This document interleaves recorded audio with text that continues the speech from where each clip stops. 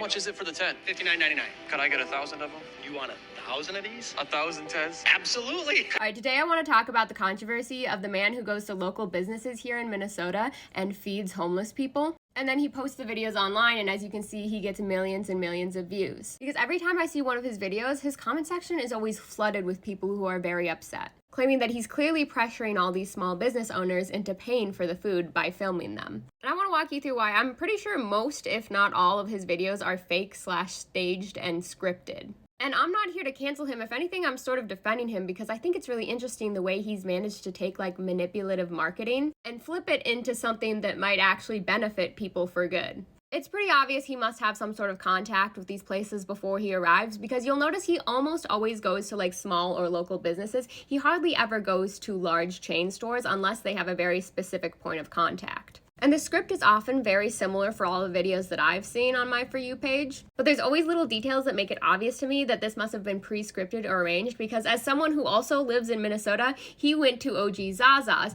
which you order down there. So when she's bringing him his pizza, he asks, "How much is this?" as if he wouldn't have already paid for it. You've already paid for the pizza, you know how much it is. This is part of your lead-in script to the rest of the conversation. For this one where they go to what I believe is a Bass Pro Shop here, and the man is hand-delivering them a tent for some reason, as if you wouldn't just go in and pick the tent off the shelves. Right? These are all lead-ins to the conversation that's about to happen. Because beyond the fact that many of the shots just look very staged for the business, they're also usually talking with like the manager or owner or someone who's in charge. There's only a few here and there that seemed more organic to me, and even then you could debate it.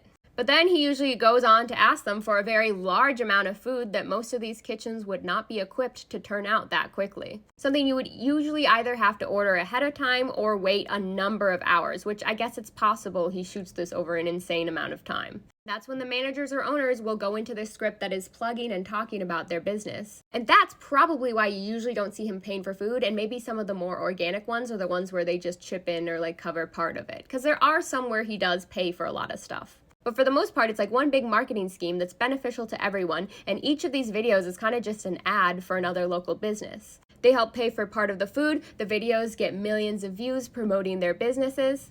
He probably himself does make some money off of these videos, although the creator program is different for everyone, so he might not be making as much as you think. And then sometimes they post videos proving that they actually are doing the things that they're saying they're doing. And while I don't necessarily love filming homeless people for views, I do understand like the need to prove that you're actually doing what you're saying you're doing. So yeah, it's essentially just ad space, but it is interesting that if he actually is feeding the homeless, he's managed to create like a manipulative marketing ecosystem that somehow nets positive.